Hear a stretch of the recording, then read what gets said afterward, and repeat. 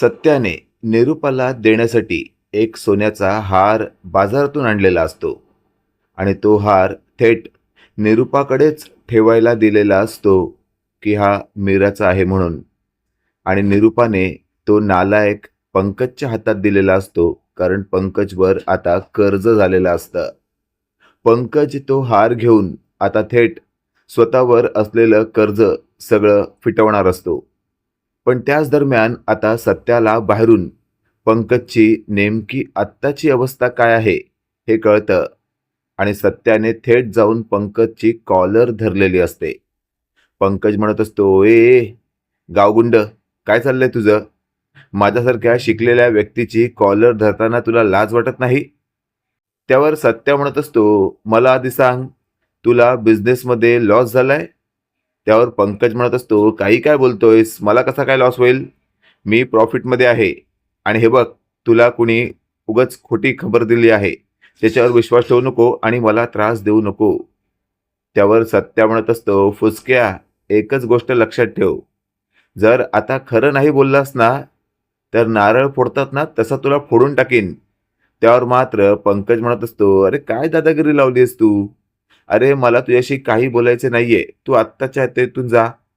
त्यावर सत्या म्हणत असतो, नाही जाणार, आधी मला सांग, मी माझ्या मित्राचा बिझनेस तुला चालवायला दिला, त्याचं जर तू पानिपत केलंस ना, तर लक्षात ठेव, जीव घेईन मी तुझा.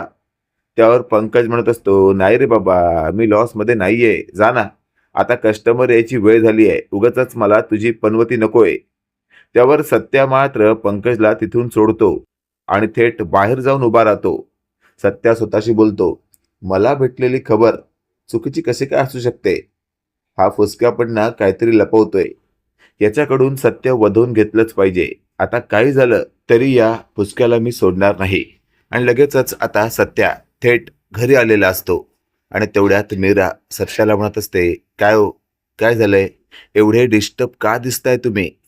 त्यावर सत्या म्हणत असतो, धूमकेतू, मला कळत नाहीये, मला भेटलेली न्यूज खोटी कशी काय असू शकते? त्यावर पंकजच्या बद्दल अशी न्यूज आहे, हे सत्याने मीराला सांगताच मीरा म्हणत असते, मी तुम्हाला सांगू का, खरंच हा पंकज ना कालपासून थोडा अपसेट वाटत होता, म्हणजे काहीतरी प्रॉब्लेम आहे हे नक्की. त्यावर सत्या म्हणत असतो, अगं अपसेट वाटत होता, पण आज तसं काही वाटत नाहीये, कारण त्याच्या चेहऱ्यावर तसं काही टेन्शन दिसत नाहीये. त्यावर मीरा म्हणत असते, कसं आहे ना, कदाचित त्या पंकजला सासूबाईंनी काही मदत तर केली नसेल. त्यावर पंकजला मदत केली नसेल असा शब्द ऐकल्यावर सत्या म्हणत असतो, धूमकेतू, मी निरूपाकडे जो हार ठेवायला दिलाय, तुझा आहे असं सांगून, तोच तर त्या निरूपाने पंकजला दिला नसेल ना? त्यावर मीरा म्हणत असते, बहुतेक असू शकतं असं. त्यावर सत्या लगेचच आता निरूपाकडे गेलेला असतो आणि म्हणत असतो, निरूपा, तो धूमकेतूसाठी आणलेला हार जरा दे मला. आता मात्र निरूपाची चांगलीच धावपळ उडालेली असते.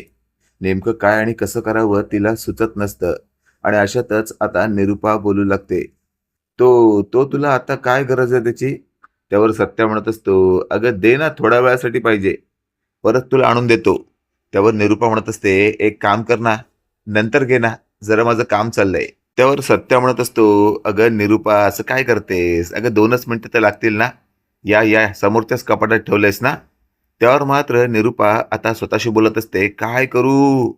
या पंकजने काल रात्रीच माझ्याकडनं हार नेलाय आणि तो 4 दिवसांनी मला परत करणार आहे. आता 2 दिवस अजून वाट बघायची आहे. 2 दिवसापर्यंत या सत्याला कसं काय थोपवून ठेवू? हा तर आताच मागे लागलाय. त्यावर सत्या म्हणत असतो, निरूपा, मी तुझ्याशी बोलतोय, दे जरा, पटकन दे. त्यावर मात्र आता सत्याला काय करावं हेच सुचत नसतं आणि अशातच आता सत्या म्हणत असतो, निरूपा, मला असं का वाटतंय की तो हार तुझ्याकडे आता नाहीये? त्यावर लगेचच आता निरूपा म्हणत असते, कसा नसेल? आहे, तूच दिलाय ना, आहे कपाटात. पण त्या कपाटाची मला चावी मिळत नाही, तिथे जरा प्रॉब्लेम झालाय. त्यावर सत्य म्हणत असतो, बस काय निरूपा, चावी मिळत नसेल तर हे आधी सांगायचं ना. थांब, मी आत्ताच कपाटाचं लॉक मोडतो. त्यावर निरूपा म्हणत असते, अरे सत्या, त्या फक्त चावीसाठी तू कपाटाचं लॉक मोडणार? किती खर्च येईल ते परत लॉक बनवायला? त्यापेक्षा थांब ना, चावी भेटली का दाखवते तुला काढून. त्यावर मात्र सत्याला आता थेट मागून मीरा म्हणत असते, अहो, जर सासूबाई म्हणतायत की चावी भेटत नाहीये, तर जरा थांबा की. तुमचं जे पण काम असेल ते नंतर करा ना. सासूबाई, तुम्ही रात्रीपर्यंत काढून ठेवाल ना? त्यावर लगेच निरूपा म्हणत असते, "हो, हो, हो, काढून ठेवते." आता रात्रीपर्यंतची वेळ आपल्याला भेटली आहे, हे निरूपासाठी खूप असतं. लगेचच आता सत्या मीरा तिथून बाहेर गेल्यावर निरूपा पंकजला फोन लावते आणि म्हणत असते, "पंकज, काय चाललंय तुझं? आत्ताच्या आत्ता मला तो सत्याने दिलेला हार आणून दे." त्यावर पंकज म्हणत असतो, "मम्मा, काही काय बोलतेस तू? अगं तो हार आता तुला नाही देऊ शकत मी." त्यावर निरूपा म्हणत असते, "हे बघ मला हार्ट अटॅक येईल असं काही बोलू नकोस, नाहीतर तो सत्या माझा जीव घेईल." हे वाक्य ऐकल्यावर मात्र आता थेट पंकज म्हणत असतो, "अगं मम्मा, कशाला काळजी करतेस तू? फक्त 4 दिवसांसाठी तुझ्याकडनं घेतला होता ना, त्यातले 2च दिवस झालेत. 2 दिवस बाकी आहेत अजून." त्यावर निरूपा म्हणत असते, "हे बघ, ते तुझं तू बघ, पण मला आत्ताच्या आत्ता हार पाहिजे. संध्याकाळी जर हार नाही भेटला ना, तर सत्या मला उभा फोडेल नारळासारखा."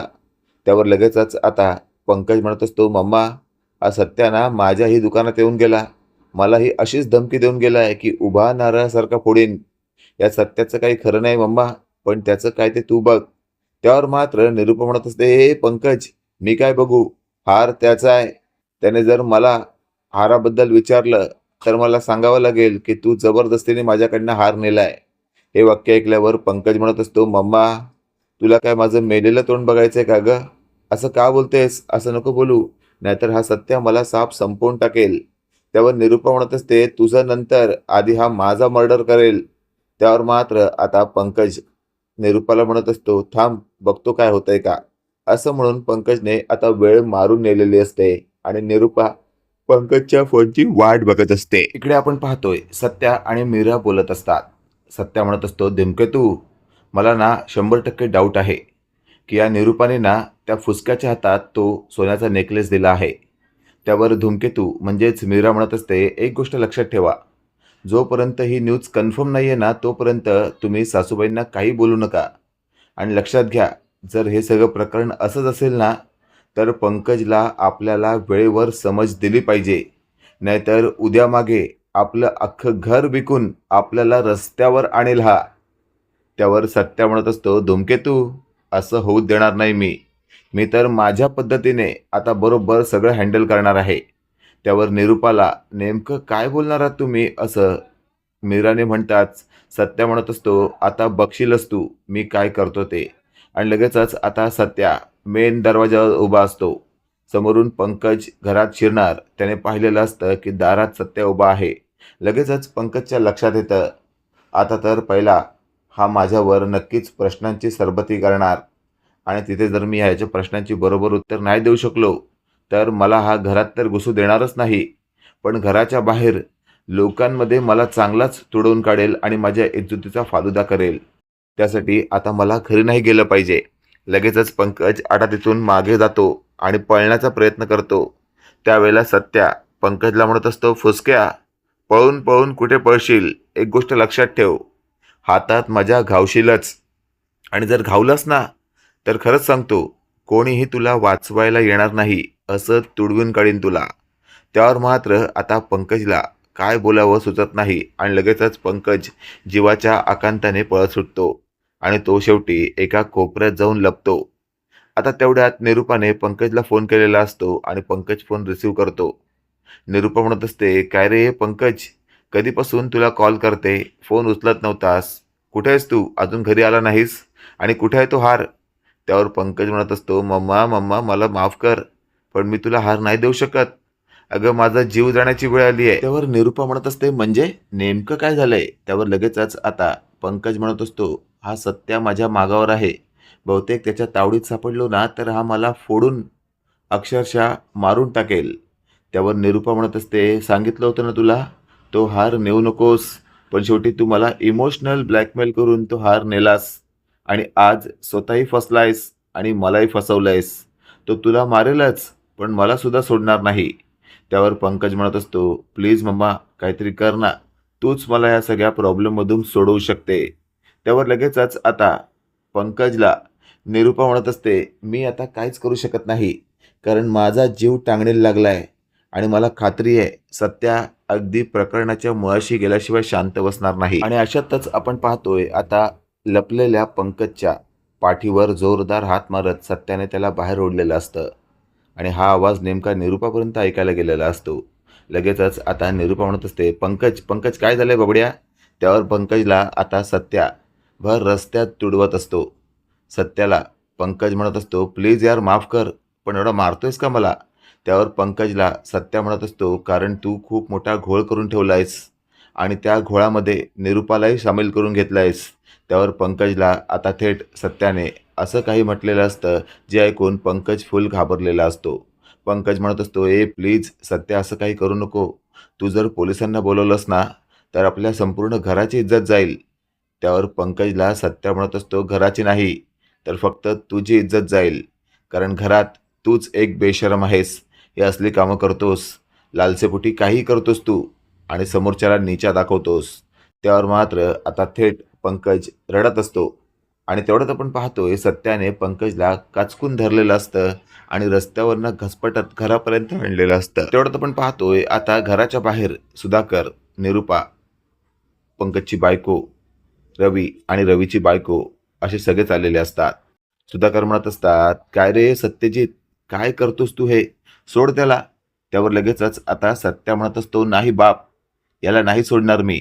या नालायकाला तुडवल्याशिवाय, याच्याकडून सत्य वधून घेतल्याशिवाय, याला पोलिसात दिल्याशिवाय मी शांत बसणार नाही. त्यावर सुधाकर म्हणत असतात, अरे पण झालंय काय ते तर सांग. त्यावर लगेचच आता सत्याने सगळं काही सांगितलेलं असतं की मी बाजारात ना माझ्या बायकोसाठी म्हणजेच धूमकेतूसाठी सोन्याचा हार आणला होता आणि तो फक्त ठेवण्यासाठी मी निरुपाच्या कपाटात दिला होता. तर निरुपाने याला देऊन टाकला. त्यावर मात्र आता पंकज म्हणत असतो, पप्पा हा खोटं बोलतोय. याने आईच्या कपाटात जो हार ठेवायला दिला होता ना तो सोन्याचा नव्हताच, तर तो चालू मार्केटमधील 50 रुपयाला हार होता. हो की नाही मम्मा? त्यावर लगेचच आता निरुपा म्हणत असते, ते काही मला माहिती नाही, पण सत्याने मला दिला तोच मी तुला दिला. त्यावर पंकज म्हणत असतो, मम्मा अगं गोल्डबद्दल मला जास्त कळतं, त्याला कळतं का सांग मला? याची लायकी तरी आहे का सोन्याचा हार मार्केटमधनं विकत आणायची? कुठला तरी रस्त्यावरून 50 रुपयाचा हार त्याने विकत आणला आणि तोच तुझ्याकडे ठेवायला दिला आणि त्या हाराचे आज लाख रुपये मागतोय हा. त्यावर लगेचच आता ही जी देविका असते तीही पुढे येते आणि म्हणत असते, हो पप्पा हो, मी तुम्हाला खात्रीशीर सांगू शकते, या सत्याला ना खरंच सोन्याबद्दल काही कळतं का? 50-100 रुपयाचा हार ह्याने आणला असेल आणि खरंच आई आपल्या भोळ्या आहेत, तिला फसवण्याचा प्रयत्न केला असेल. त्यावर मात्र मीरा पुढे येते आणि देविकाला हाताला धरून उलटं पुलटं करत म्हणत असते, तू माझ्या नवऱ्याच्या विरोधात जर बोललीस ना तर सगळे दात तुझे घशात घालीन, लक्षात ठेव. पुढे वटवट करायची नाही. आता मात्र मीरा ज्या पद्धतीने भडकलेली असते ते पाहून मात्र सत्याला आता खूपच बरं वाटतं आणि लगेचच आता सत्या म्हणत असतो, धूमकेतू अशीच साथ हवी आहे तुझी मला.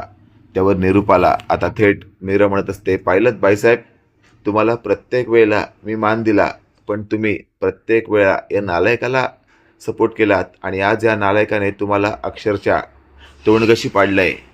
बाईसाहेब सांगा, तो सोन्याचा नेकलेस कुठं आहे? त्यावर मात्र आता निरुपा स्पष्टपणे सांगते की या पंकजला त्या दुकानात 5 लाखाचा लॉस झाला, तोच लॉस भरून काढण्यासाठी त्याने 4 दिवसाच्या मुदतीवर तो हार माझ्याकडून नेला आहे.